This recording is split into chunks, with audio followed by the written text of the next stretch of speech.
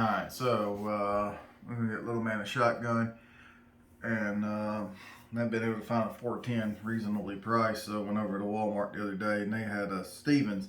At the Stevens, after tax, tag, and everything, it was right around 175.50, which for the price of shotguns right now, I thought was pretty decent.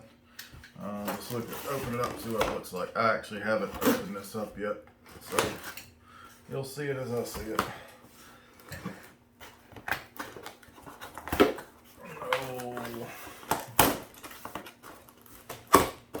Oh, side note though, this box has a really pretty color. It's almost like a reddish tint to it. Alright, so what we have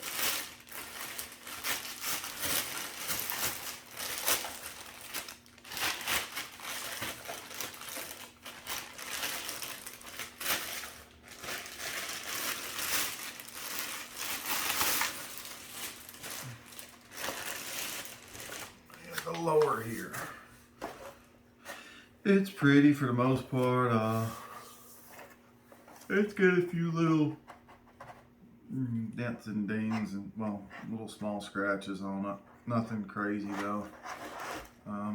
It is threaded up top, so I guess if you wanted to put a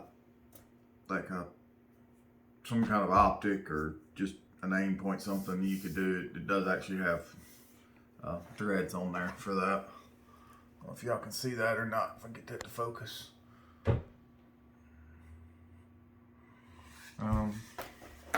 It's polymer right here at the back. Let's see, it's pretty lightweight for what it is. I believe that's aluminum, which is nice. A lot of the 410 shotguns we were looking at that I could find, at least by Rossi, they were polymer, and I'm just not a big fan of the polymer stuff. I like the metal. One thing that no one's actually said, and I'm kind of surprised, the shotgun's actually got a little inside where the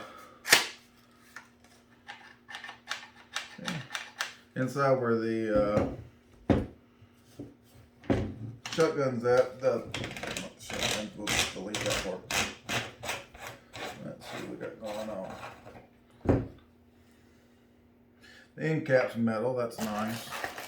Chinesium. Heard a guy say that the other day, I thought that was pretty funny. It comes with a pair of ear muffs if you ever need those.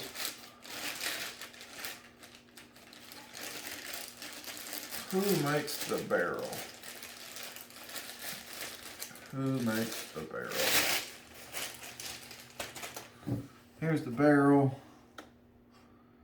This is imported by Savage Arms. It's a heavy barrel. This is actually a heavy barrel. This barrel's probably better quality than what's on my Stoker, ironically, at least feel-wise.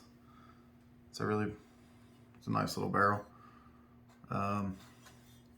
Finish is pretty decent on it. I don't really see too bad of scratches and stuff, especially for, $175 brand new after taxes out the door. That's pretty hard to beat. Yeah. Let's see if we have anything else in here. Let's see. You got your wonderful lock. We all need that.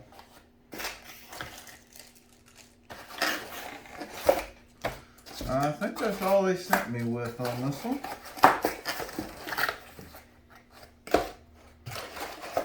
Okay, so let's get fun.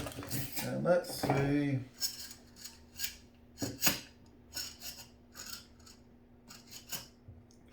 Just how hard this thing is to put together.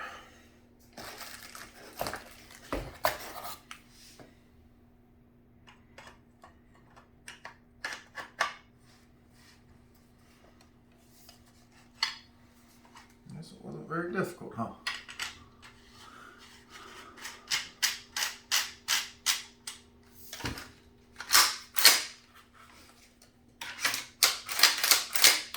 It's dry. These things do not come with any oil, really at all.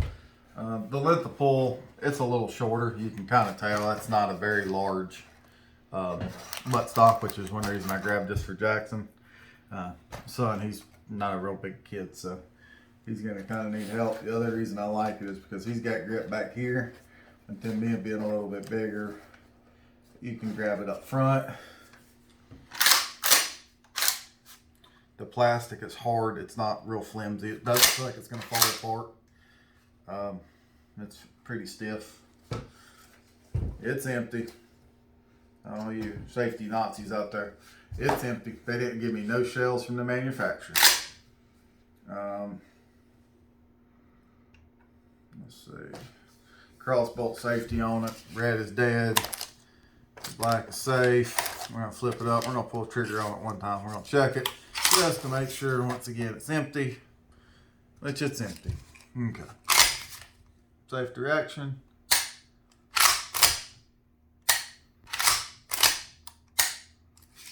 It's not the worst trigger I've ever felt. It's not the best, but I mean, for a budget shotgun, you expect that. It's got a single bead up top. I absolutely love single beads.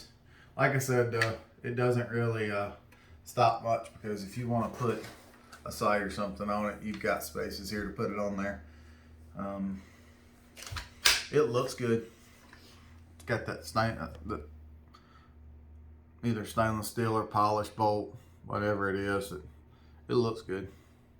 I guess those are called bolts. So I'm not a shotgun guy. I'm way more of a rifle guy, but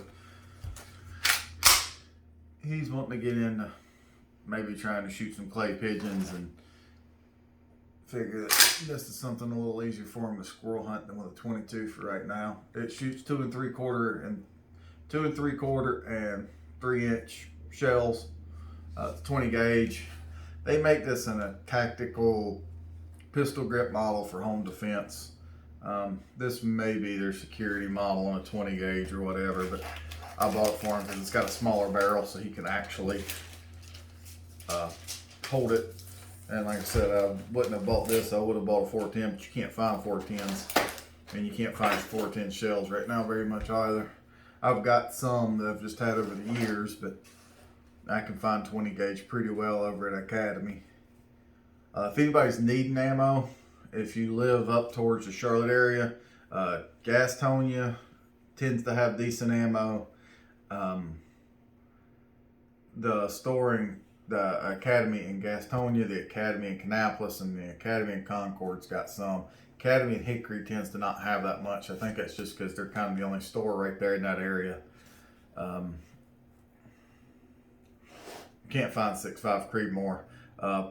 Palometta State over in Denver, they've got 243, 30-06, stuff like that. They are higher than your big box stores though, but they tend to have some. Bass Pro Shop doesn't have any, and Cabela's didn't have very much.